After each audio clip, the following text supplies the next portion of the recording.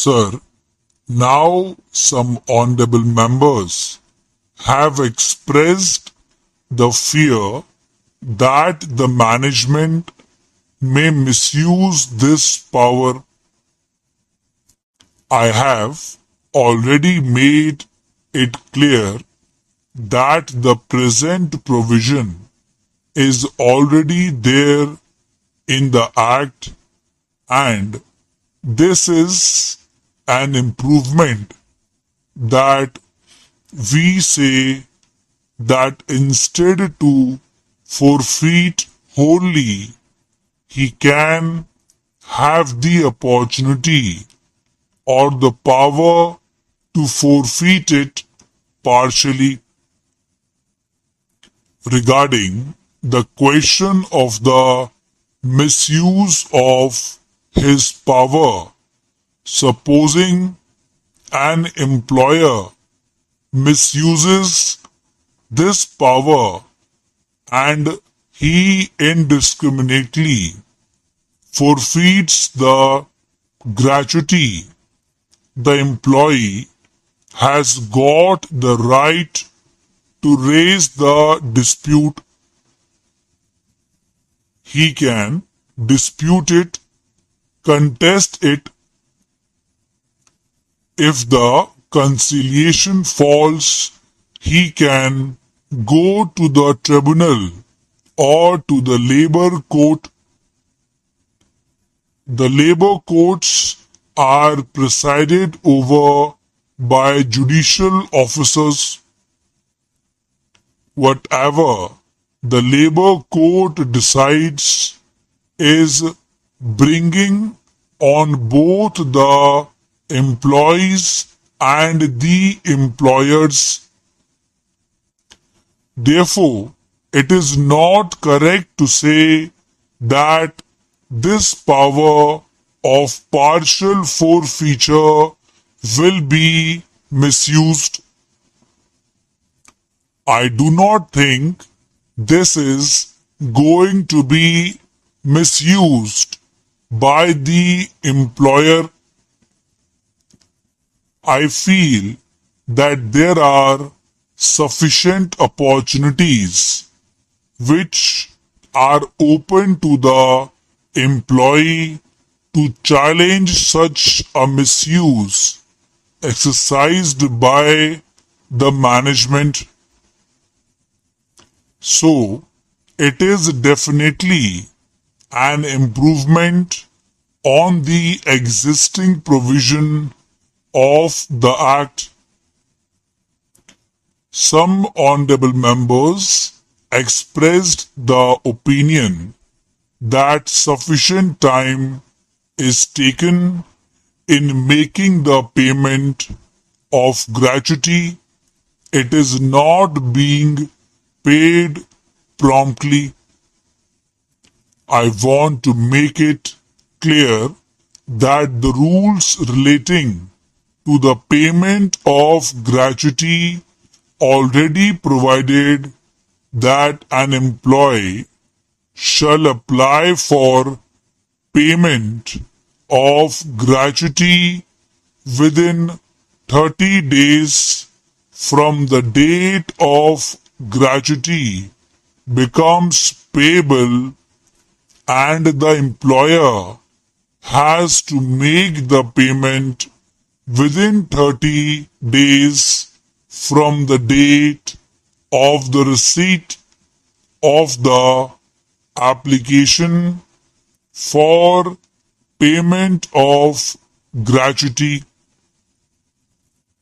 So, the time limit is already prescribed and he has to pay the amount as per time limit fixed in the rules.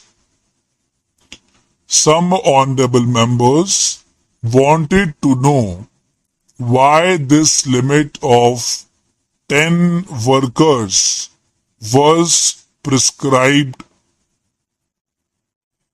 It is because the Payment of Gratuity Act says that this is applicable only to the establishment.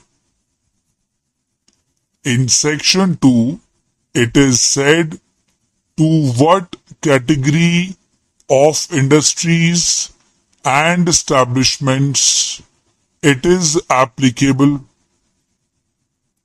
So, in the Act, it has been made clear that such other establishments or class of establishments in which 10 or more employees are employed or were employed on any day of the preceding 2 months by notification, especially in this behalf, we have got the powers, the government has got the powers.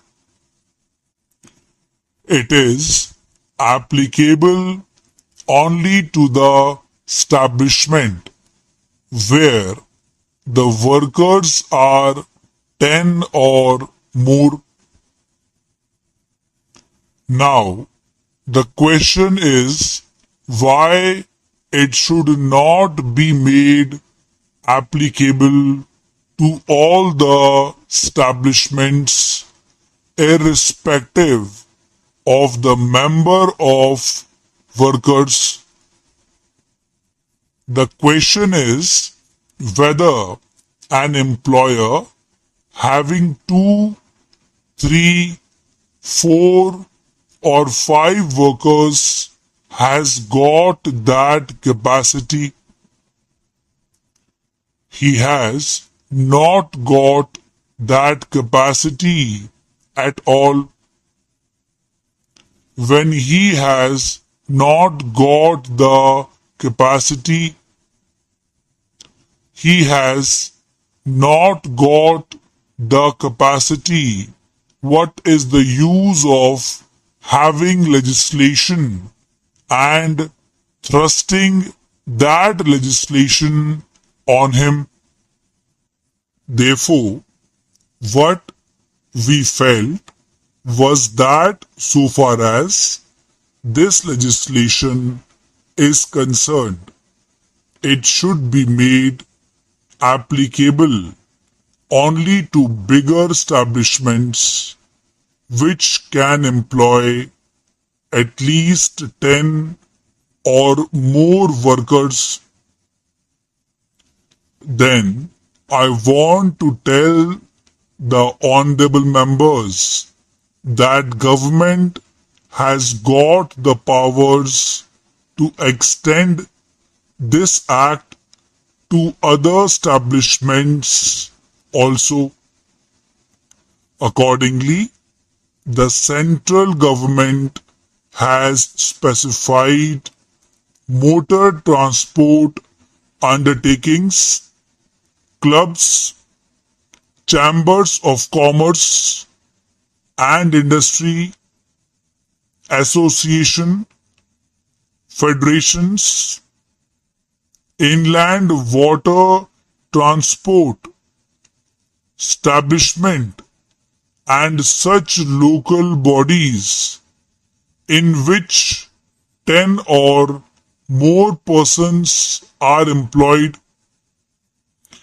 Wherever the government feels that it should be extended to other establishments, it has already extended, and if there are any good cases for extension of this, government is prepared to consider those cases and bring them under that category and extend the application of payment of gratuity act to close establishments also. Now, we have come to the conclusion that it is necessary to amend the definition of continuous service under the Industrial Disputes Act also. It is similar. However, it has become necessary to amend the definition of continuous service in the Payment of Gratuity Act because of the judgment of the Supreme Court. It is possible that we may have to carry out similar amendments in the Industrial Disputes Act in due course.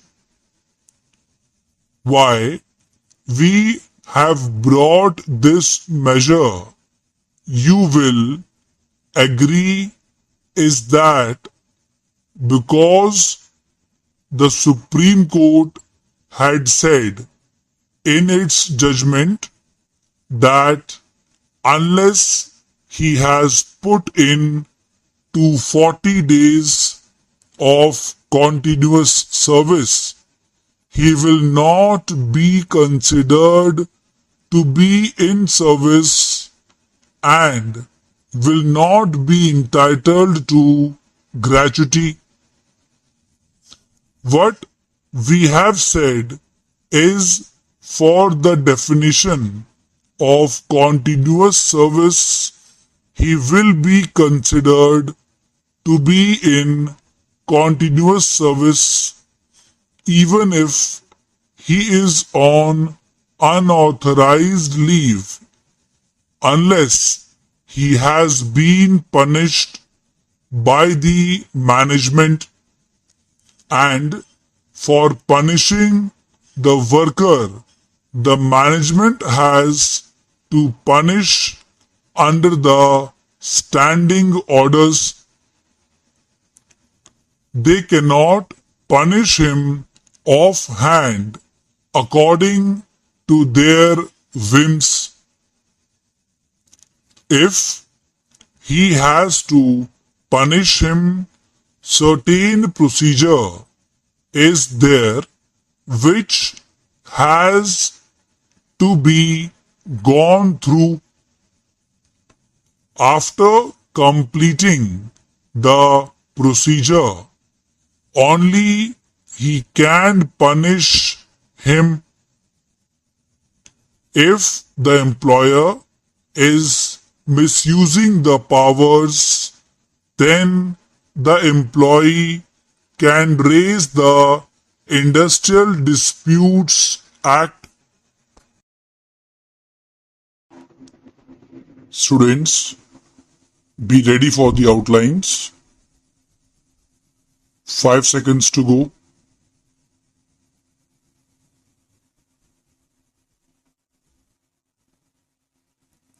Expressed, forfeit, gratuity,